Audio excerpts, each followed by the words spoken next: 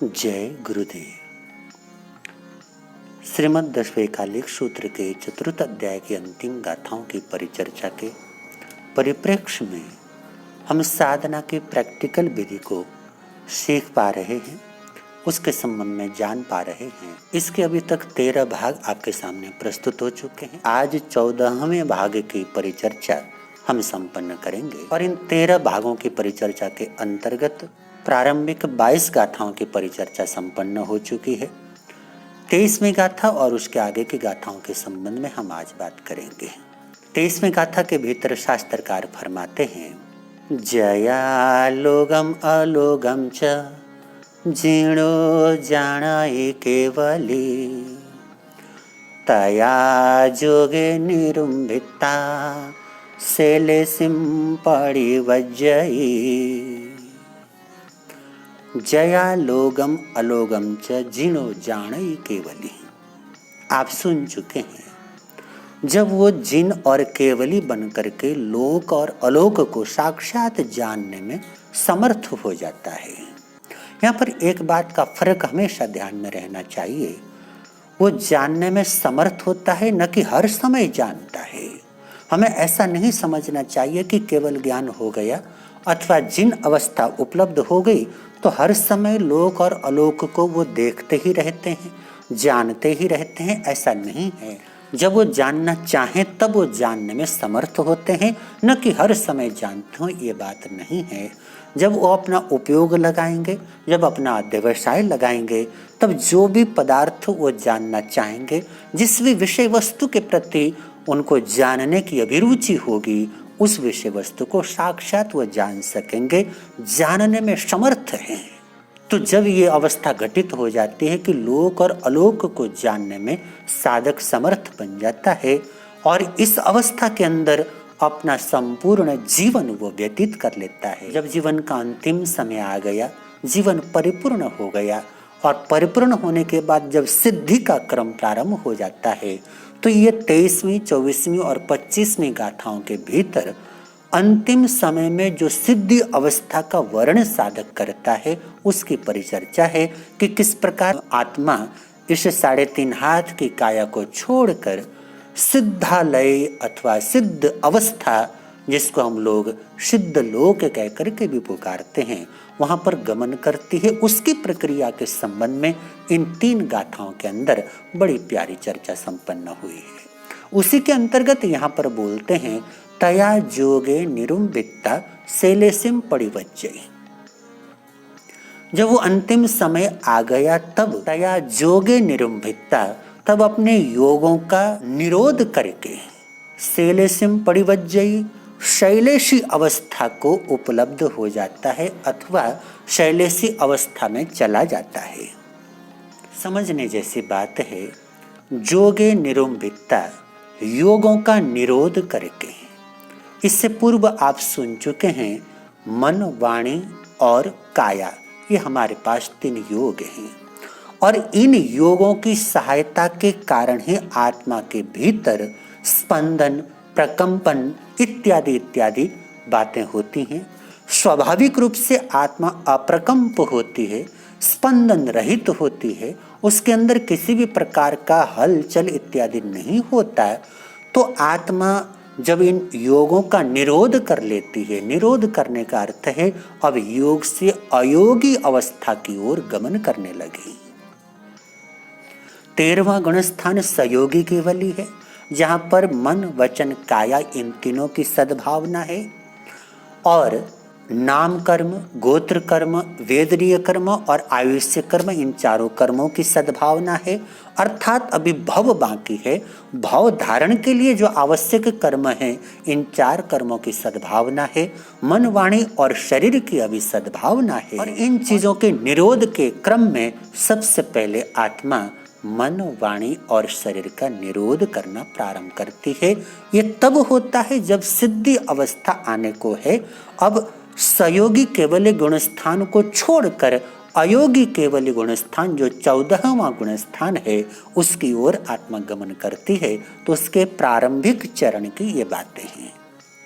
जिस केवली साधक के जीवन का अंतिम समय आ गया, और उसके लिए तो सब कुछ प्रत्यक्ष है, वो सब कुछ जान सकता है।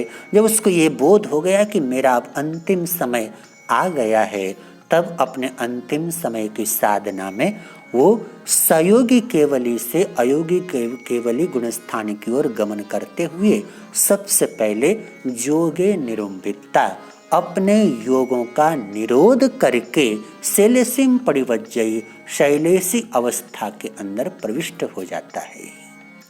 इन तीनों योगों में सर्वप्रथम मन का निरोध करता है, फिर उसके बाद वाणी का निरोध करता है और उसके बाद शरीर का निरोध करता है।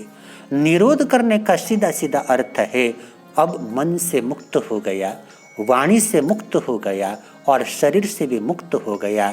अभी आत्मा शरीर में है, लेकिन उसने भीतर से इस प्रकार की व्यवस्था अपने भीतर विकसित कर ली, अब शरीर में होते हुए भी वो अशरीरी अवस्था की ओर गमन कर रहा है। अर्थात तीनों योगों का निरोध करने के बाद शैलेशिम परिवज्जयी, शैलेशी अवस्था को उपलब्ध हो जाता है। शैलेशी जो शब्द बना है, शैल प्लस ईश, इन दोनों शब्दों के योग से बना है। शैल पत्थर को भी कहते हैं और पहाड़ को भी कहते हैं। यहाँ पर शैल का स्वामी, शैल का ईश्वर, वो पहाड़ों का स्वामी या पत्थरों का स्वामी, जिसको हिमालय पर्वत भी बोला जाता है और जैनिज्म की भाषा में उसको मेरू पर्वत बोला जाता है। और ये धारणा है कि दुनिया के अंदर कहीं भूकंप आ जाए, कहीं प्रकंपन हो जाए, लेकिन मेरू पर्वत कभी प्रकंपित नहीं हो सकता, वहाँ पर कभी भूकंप नहीं आ सकता। इसलिए यहाँ पर जो शैलेशी शब्द का संबंध है वो मेरू पर्वत के साथ अधिक संगत है। जैसे मेरू पर्वत अकंपायमान रहता है, उसी प्रकार अप्रकंप अवस्था को वो साधक उपलब्ध हो जाता है मन, वाणी और कर्म का निरोध करके। जैसे मन, वाणी, कर्म का निरोध कर लिया और बिल्कुल अप्रकंप, प्रकंपन रहित, स्पंदन रहित, बिल्कुल निश्चेष्ट अवस्था को उसने उपलब्ध कर लिया। अब निश्चल बन गया, निस्पंद बन गया और ऐसा बन गया जैसे शरीर में है ही नहीं। होने को तो आत्मा भी शरीर में है, उसकी चेतना अभी है, अभी उसकी आत्मा ने शरीर का त्याग नहीं किया है, शरीर से निकली नहीं है, लेकिन भीतर में मन, वाणी, काया का उच्छेद करना प्रारंभ कर दिया, शैलेशी अवस्था को उपलब्ध कर लिया और बिल्कुल निस्पंदन रहित होकर के निश्चल, अचल, अप्रकंप अवस्था के अंदर वो आत्मा आरूढ़ हो गई। उसके बाद क्या होता है, इसकी परिचर्चा अगली गाथा में करते हैं। शास्त्रकार बोलते हैं, जया जोगे निरुम्भिता शैलेशिं परिवज्जयी तया कम्मं खवित्ताणं सिद्धिं गच्छति निरओ। ये 24वीं गाथा है और इसका अर्थ है जया जोगे निरुम्भिता शैलेशिं परिवज्जयी। जब योगों का निरोध करके शैलेश अवस्था को उपलब्ध हो जाता है, तया कम्मम खवित्ताणम, अब कर्म राशि पूरी तरह से समाप्त हो गई। अभी तक सयोगी केवली गुण स्थान में भी दलिक कर्म अथवा ईर्यापथिक कर्म, कुछ कर्मों का आना जाना होता था, कुछ कर्मों का संबंध होता था। हालांकि वो कर्म आत्मा को बंधन में बांधने में समर्थ तो नहीं थे, लेकिन जब तक शरीर है, जब तक मन, वाणी, काया का संचालन है, तब तक कुछ न कुछ कर्मों का आना जाना हमारे साथ लगा रहता है। तो ऐसे कर्मों को दलिक कर्म भी कहा जाता है, ईर्यापथिक कर्म भी कहा जाता है। तो ऐसे कर्मों का भी अब वो साधक उच्छेद कर देता है। तया कम्मम खवित्ताणम सिद्धिम गच्छति निरओ, तब कर्मों का नितांत क्षय करके, कम्मम खवित्ताणम, कर्मों को पूरी तरह से क्षय करके, समाप्त करके, सिद्धिम गच्छति निरओ, वो आत्मा नीरज अर्थात कर्म रज से रहित हो करके, कर्म मल से रहित हो करके सिद्धिम गच्छति, सिद्ध गति को चली जाती है, सिद्ध गति को संप्राप्त हो जाती है, 14वें गुण स्थान में प्रविष्ट हो जाती है, 13वां गुण स्थान परिपूर्ण हो गया, शरीर छूट गया और आत्मा सिद्ध अवस्था को उपलब्ध हो गई। जब ये आत्मा सिद्ध अवस्था को उपलब्ध हो जाती है, तब प्रश्न पूछा गया कि ऐसे सिद्ध होने वाली आत्मा जाती कहाँ है, वो रहती कहाँ है, उसकी क्या अवस्था होती है, और उसका जवाब देते हुए शास्त्रकार 25वीं गाथा के भीतर फरमाते हैं। वो कहते हैं, जया कम्मम खवित्ताणम सिद्धिम गच्छाय निरौ तया लोगमत्थ इत्थो सिद्धो हवाई शासौ। जया कम्मम खवित्ताणम सिद्धिम गच्छाय निरौ। जब कर्मों का पूरी तरह से क्षय करके, ध्यान देने वाली बात है कि 8 कर्म माने गए हैं। उन 8 कर्मों में से 4 घाती कर्म और 4 अघाती कर्म। घाती कर्मों का क्षय करके कैवल्य अवस्था को उपलब्ध होता है, ज्ञान को उपलब्ध होता है, और उस समय तमाम घाती कर्मों का उच्छेद कर देता है। और यहाँ पर जो 4 अघाती कर्म हैं, जिनमें से नाम कर्म, गोत्र कर्म, वेदनीय कर्म और आयुष्य कर्म, ये चारों के चारों कर्म भाव धारण के निमित्त से होते हैं, भाव धारण के उद्देश्य से होते हैं। तो भाव धारण के लिए किए जाने वाले इन चारों कर्मों का भी क्षय करके अकर्मा बन जाता है। जया कम्मम खवित्ताणम। जब आघाती कर्मों का भी क्षय करके सिद्धिम गच्छाय निरौ, वो नीरज हो करके, अकर्मा हो करके सिद्ध गति को उपलब्ध हो जाता है। तया लोकमथयथो, तब लोकमथयथो अर्थात लोक के मस्तक में, लोक का अर्थ इससे पूर्व के भाग में आप सुन चुके हैं कि जहाँ पर 6 द्रव्यों की सद्भावना है वो लोक है, जहाँ तक 6 द्रव्यों की सीमा है वो लोक हुआ, और 6 द्रव्यों की सीमा के बाहर अलोक हुआ। लोक और अलोक की उस भेद रेखा, उसको लोक का मस्तक बोला गया है। ऐसे लोक के मस्तक भाग में, लोक के अग्र भाग में वो पवित्र आत्मा, वो सिद्ध आत्मा, तया लोकमथयथो सिद्धो हवै शासौ, उस लोक के अग्र भाग में जाकर के वो आत्मा शाश्वत काल के लिए सिद्ध हो जाती है। अर्थात तमाम जन्म मरण की परंपरा से मुक्त हो गई, कर्मों से मुक्त हो गई। अब उसका संसार में आना जाना समाप्त हो गया। अब जन्म मरण की परंपरा का नितांत उच्छेद हो गया। सदा काल के लिए मुक्त अवस्था को उसने उपलब्ध कर लिया। अब वो सांसारिक न रह करके मोक्ष की अधिकारिणी आत्मा बन गई। ये सिद्धि अवस्था की परिचर्चा है। आत्मा का विकास किस प्रकार से प्रारंभ होता है ये आपने सुना, और आज आपने जाना कि विकास करते करते कैसे आत्मा सिद्ध गति को उपलब्ध हो जाती है, सिद्धालय को उपलब्ध हो जाती है।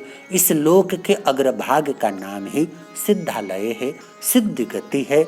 और लोक के अग्रभाग तक ही आत्मा जा पाती है, क्योंकि वहीं तक धर्मास्तिकाय की सद्भावना है। तो गति करने में धर्मास्तिकाय की जरूरत पड़ती है। जैसे ही शरीर को छोड़ा, शरीर को छोड़ने के बाद 5 ह्रस्व स्वर अ ए ओ रे लृ, ये 5 ह्रस्व स्वर हैं। इनका उच्चारण करने में जितना वक्त लगता है उतने वक्त में आत्मा इस शरीर को छोड़ करके सिद्ध अवस्था को उपलब्ध हो जाती है। और वहां तक इसलिए जाती है कि वहीं तक धर्मास्तिकाय की सद्भावना है, और उसके आगे धर्मास्तिकाय नहीं है। अलोक में मात्र आकाशास्तिकाय है, वहां पर गति की कोई संभावना नहीं है। इसलिए लोक का जो अग्रभाग माना गया है वहां पर जाकर के आत्मा सदा काल के लिए, शाश्वत काल के लिए अवस्थित हो जाती है, अपनी स्वाभाविक दशा में रमण करने लगती है। अब पुनः उसका जन्म नहीं होगा, पुनः वो कर्मों के बंधन के चंगुल में नहीं फंसेगी, और हमेशा के लिए वो आत्मा परमात्मा बन गई। नमो सिद्धाणम कह करके हम उनको प्रणाम करते हैं। ये प्रत्येक आत्मा के विकास का दिग्दर्शन है। आपने सुना था कि जीव और अजीव को जानने के बाद जो विकास की यात्रा प्रारंभ होती है, जहाँ जीव और अजीव को अर्थात अपने शरीर के भीतर में जीव तत्व और अजीव तत्व को भली भांति साधक जानना शुरू करता है, वहाँ से जो उसकी विकास यात्रा प्रारंभ होती है। अलग अलग इतने सोपानों को पार करने के बाद वो सिद्ध अवस्था को उपलब्ध हो जाती है। मुक्त अवस्था को उपलब्ध हो जाती है और उसका दिग्दर्शन 10 वैकालिक सूत्र के चतुर्थ अध्याय की इन अंतिम गाथाओं के भीतर हम लोगों ने भली भांति देखा। इसकी अंतिम 4 गाथाओं के अंदर इस अध्याय का उपसंहार किया गया है और उपसंहार के भीतर भी कुछ मूल्यवान बातों की परिचर्चा शास्त्रकार ने संपन्न की है। वो क्या बातें बतलाई गई हैं उनकी परिचर्चा अगले पाठ के अंदर हम करेंगे। आज के लिए इतना ही। इतने प्रेम से मेरे शब्दों को सुना उसके लिए कृतज्ञ हूँ। आप सबके भीतर में विराजमान परमात्मा रूपी पवित्र आत्मा को मेरे कोटि कोटि नमन। जय गुरुदेव। गुरुवर के हर वचन पर जीवन को ढालना है, इन हीरे मोतियों को झोली में डालना है। गुरुवर के हर वचन पर